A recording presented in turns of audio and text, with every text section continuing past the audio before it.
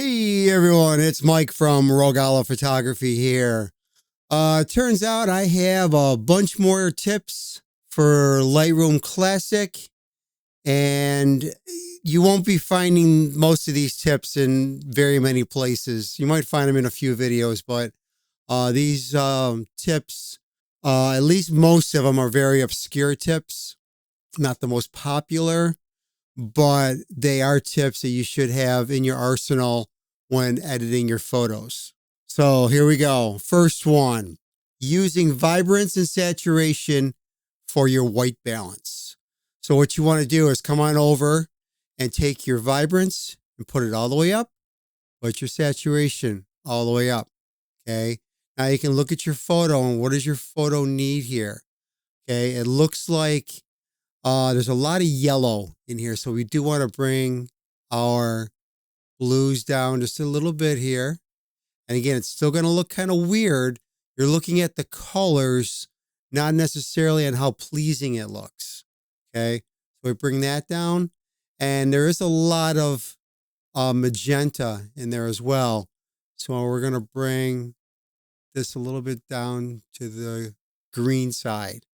Now, you double click your vibrance and double click your saturation, and then you use your backslash key. There's before and there's after, before and after.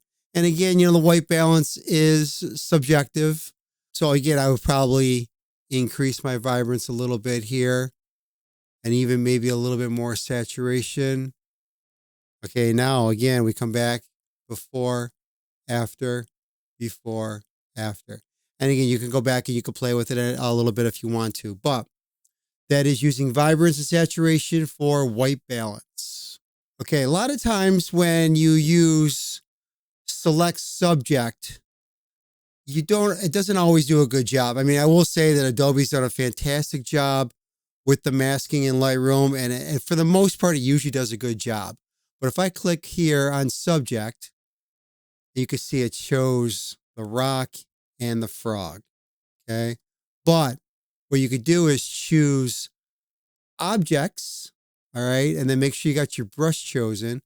And now take your brush and just outline. You don't want to be completely inside of your subject. You want to be a little bit on the outside as well. And trace all the way around. I could have used a bigger brush if I wanted to, but, and then color on the inside. You don't have to do this. I believe a Lightroom, if you let go, it will fill it in as long as you closed up your line. But I just like to make sure anyway. And then let go and let Lightroom do its thing. Boom. There is your subject. And then now I can do whatever I need to do here to make them pop out a little bit more. So that's using the object mask to select your subject. Next tip, using exposure and dehaze to make your subject pop out from the background. Okay. So what you want to do first is come over to your masks. Let me select that here. And then choose select subject. Okay. Let Lightroom do its thing. If you want to refine the mask a little bit, you can, but for here, I'm not going to bother. Now, what I want to do is I want to turn up the exposure a little bit to its, not to it's not the way it should be. But that's because when you go to the dehaze, it's going to actually darken it up a little bit. So come on down here to the dehaze and then darken it down or bring some dehaze into this. And again, this is not a finished photo. I would go on, I would still edit the white balance and the color, etc. Okay, there's still more work to do. But you could see here that if you go before and then after, that really, really pops. Actually, let me do it this way, just with the mask. So before, okay, and after. Before, after. It does make it pop. Now you can come back up here if you want to. And you can maybe lower that exposure just a tiny bit, maybe increase the whites a little bit, bring the highlights down. Again, you would do your normal editing. And usually I would do this tip after I've done all my edits. So that's using exposure and dehaze to make your subject pop from the background. Before and after comparison. Okay, this one you may have seen before, but it's using the shortcut Y, and you do a before and after comparison. Well, what a lot of people don't know is if you come down here with your cursor and you click on the Y down here, when you are in, I'm in the develop module here, I can click Y and I got different versions of comparison. So here's a before and after upper lower. Here is the regular full before, okay? And then after on the bottom. And then here is side by side, before and after. And then again, before and after back here. And if you want to turn this off, click the Y key again, and you're back to your photo. So that is before and after comparison. Okay, next tip is fixing underexposed raw photos. So let's usually when I shoot a lot of photos, especially when there's a high dynamic range, like during a sunset or sunrise or something like that, where you got a lot of high contrast, I usually underexpose my photos so I can make sure I can recover the highlights. Shadows are usually pretty easy to recover. Highlights can be very, very challenging to recover. So what you want to do, doesn't even matter if you look at your photo or not, just take your highlights, bring them all the way down, and bring your shadows all the way up. Now just bring up your exposure to where you think it looks good. All right, so we'll go like record about there. And then what I want to do is hold down the Option key on a Mac, Alt on a Windows PC, and then I could take my whites and I can increase them. And once I start to see some color pop up, which should be right about here, that means I've clipped it. So I've clipped my highlights there. I want to bring it back. I know for this particular photo, I'm going to bring it back quite a bit here. And then boom, I'm right there. And then for my blacks, I do the same thing. Option or Alt, depending on what computer you're on. And then I want to bring my blacks down. And I don't mind having a little bit of shadow here, pure, because anything with color on it, that's going to be almost pure black. So I want to add some contrast back in there. So right there. And then now I could come back up and I could play around if I want to. Oh, I don't know, maybe increase some contrast. Definitely want to increase my saturation and all my vibrance there, and so on. And you go on and edit your photo. So that is fixing underexposed raw photos. Now you can use the same technique with an overexposed photo, but keep in mind, if you have a really bad overexposed photo, your highlights are probably completely gone. So it might work. It just depends on how overexposed your photo is. Crop tool shortcut. Again, this might be one it's kind of popular. But if I click the R key, it takes me into the crop tool. And this is the overlay you get when you are in the crop. Okay, it's what most people use. However, if I click on the X key, I can get different orientations of my crop. Okay, it all depends here. And if I click reset and go back here, I showed this one in my last video on Lightroom Classic tips, which if you have not seen that, link will be in the description below. If I click the O key, I can go to different overlays and I can use the best overlay that I think works with my photo, a Fibonacci. And also with the Fibonacci spiral here, you can hold down the Shift key and you can rotate your Fibonacci spiral around here. And if I click the O key again, I forgot to do this one in my last video. If I do the O key again, here you have all your different aspect ratios to kind of see how your photo will look depending on what crop you use. You got 4:5, which is Instagram, 5:7 or 2:3.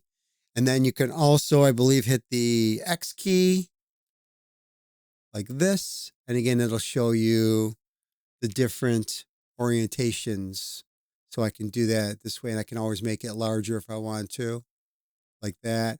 You can move it around, okay, depending on how you want to crop your photo. That is crop tool shortcut. When you open up Adobe Lightroom Classic for the first time, this is how your panel is going to be organized. Okay, starting with basic, ending with calibration. But you may not go in that order. I know personally I like to go from top down. So what you do is you click on or right click on a panel, click customize. And then what I can do here is I can reorganize my panels. So I can just slide them up because I usually go basic, then detail, then I usually go calibration, then tone curve, then color mixture, et cetera, et cetera. Okay. Usually effects. I usually don't really use that one very much, but I basically from what I use the most to what I use the least, and I move it all in order. Then you will click save. And when you click save, it's going to ask you to relaunch Lightroom. And then all of these will be changed for you. I'm not going to do that right now because I don't want to relaunch Lightroom. So that is customizing the develop panel. Now, the next tip is related to the last tip. When you first open up your Lightroom Classic, it's going to have it where if I click on a panel, it opens. I click on another panel, it opens. And you can see how it's just taking up all your room over here. So what I like to do is right click on a panel, click solo mode. Now, every time you open up a new panel, only that panel is open and whatever other one you had open closes. Much less cluttered, much faster to maneuver around the panel. So that is solo mode. Okay, next tip. I actually did a video on this tip, which I will post in the description below, but it's using the histogram for your tone adjustments. Now, this basically right here is your tone panel. Okay, highlights, shadows, exposure, etc. Now, all of that is represented up here in your histogram. So your darks are over here on the left. Your lights are over here on the right. Right here, this is your highlights. Over here, this is your shadows. And then here is your midtone. But what a lot of people don't know is if I come on over here and you can see the panels, how they highlight. And you can see down in here how it changes. Like right in here, this is exposure, which is basically your midtones. So what I'm going to do is I'm going to take my exposure or my midtone, hold down my mouse key, and then I could slide and you can see how it's changing. You may have to, it went a little bit too far. So bring it back. There we go. Like that. Now, if I want to come over to the highlight or let's see, do highlights. We'll bring them down a little bit. And you can see the sliders, how they're moving. So now over here, this is the whites. So again, I'm going to bring the whites down or up. Right now, I'm going to leave them up a little bit. But you can watch the sliders. So let me see shadows. I want to increase the shadows a little bit. And then come on over here, the blacks. Let's open them up a little bit there. And again, you see how all your sliders, they all moved.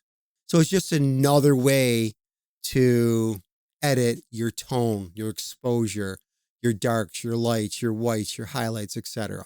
Making an Orton effect in Lightroom Classic.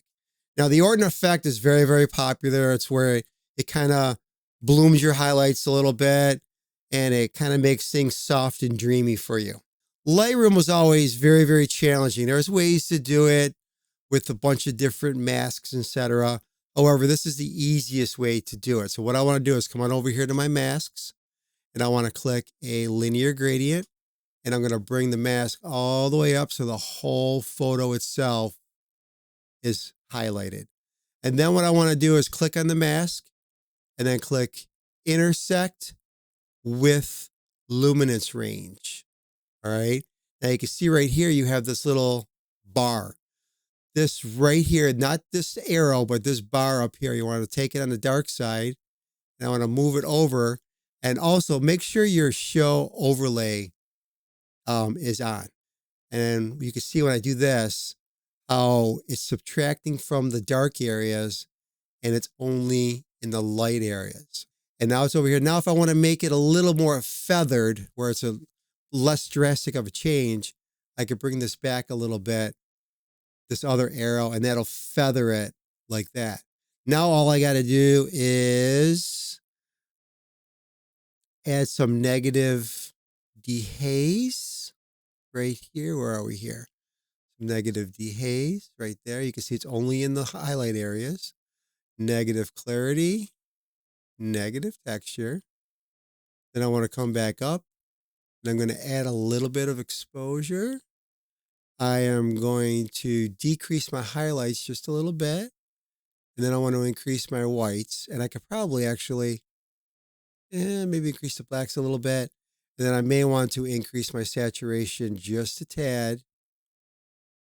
Okay, and add a little bit more warmth and a little bit of magenta. And then now, when I go to the mask, I go before. Let me turn off my overlay here.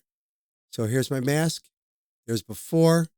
There's after. It's only in the highlights. Now, again, I can come back over and I can change it a little bit, or I can bring it down to where it's only in the brightest areas. Okay, and again, I can feather it. See here, so you can see how drastic it looks if I do it. I don't feather it too much. So I feather it out a little bit and make it look a little bit more natural. So that is the Orton effect in Lightroom Classic. Okay, there you have it. 10 tips not found anywhere else for Lightroom Classic. Hopefully, most of these tips are tips that you did not know and you were able to learn something. So if you did, please click that subscribe button, hit that like button. I'll tell you, it's really, really helping my channel a lot. Ring the bell if you want to be notified when my next video is posted. Until next time, take care, everyone.